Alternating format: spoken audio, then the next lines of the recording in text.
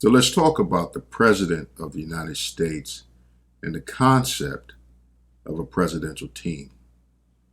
The Democrats hated the orange man, and now they've stuck us with a lemon. Joe Biden is the biggest joke the U.S. has ever had for a president. The only president ever who carries around a card with his name, address, and phone number on it. Joe Biden always looks like he suffered a stroke or drank a whole bottle of Jack Daniels. Biden won't make the presidential benefit of 2 years and 6 days in office. The left has shown what they're about. They hate a happy country. They were foiled in 2016, and now they're prepared to burn it all to the ground. I'm no longer angry. I'm heartbroken. I can't believe what's happened to my country in just 6 months.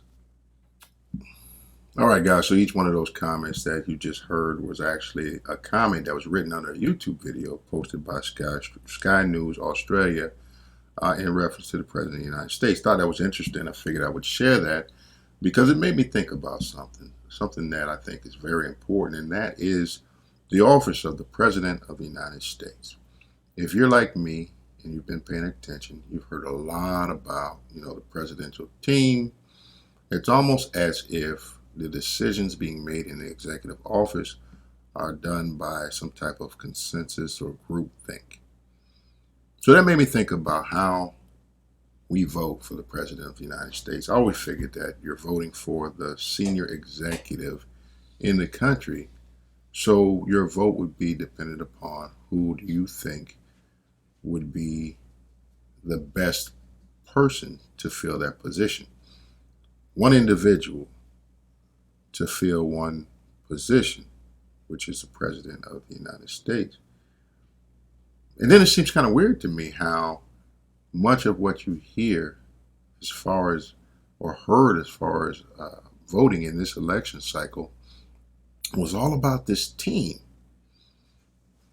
So what you had was, and I've always said this, the Democratic Party was never really one party. It was never really one coherent party, at least not in recent times.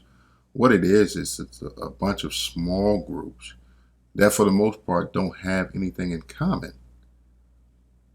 right? For the most part, they don't agree on a basic set of tenets.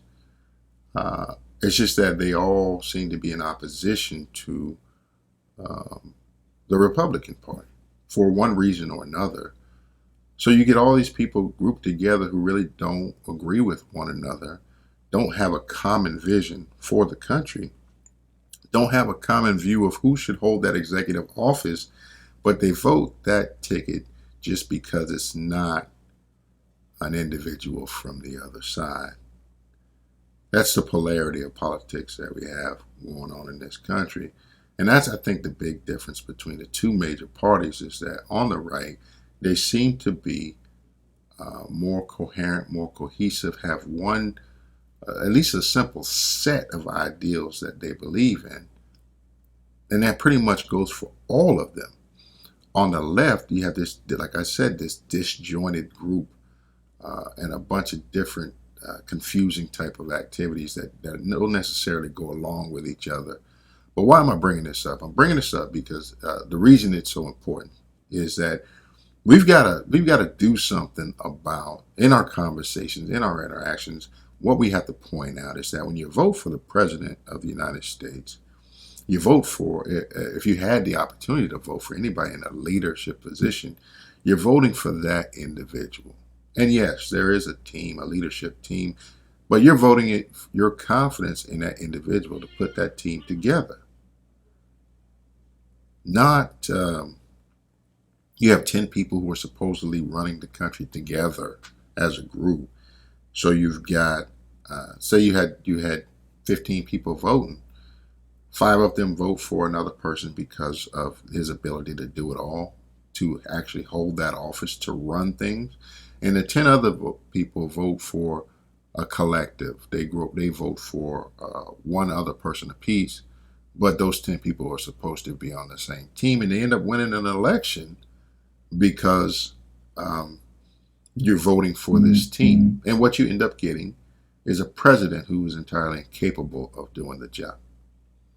That's the result. I've tried this experiment, having conversations with people before and mentioning, um, when they talk about Biden and they say Biden versus Trump, that's a thing that always comes up. I say, who's more capable of doing the job? And they immediately go back to something that they didn't like about Donald Trump's personality or his attitude or whatnot. But who's more capable of doing the job? It's like having a general, and your child is in the military, going off in combat. You got one general who say they smoke, cuss, they womanize, whatever, but they are a tactical genius.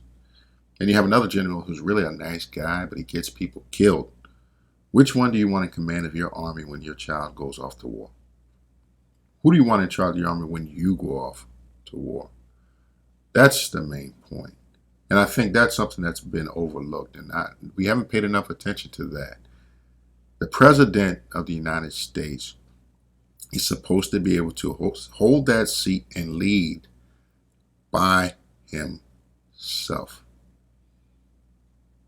and lead through other people. He's supposed to be the chief executive officer of this corporation called the United States of America, with all of its flaws. Not a puppet. And that's what we got. That's my thoughts on that. Let me know your thoughts in the comments section. Guys, take care and peace.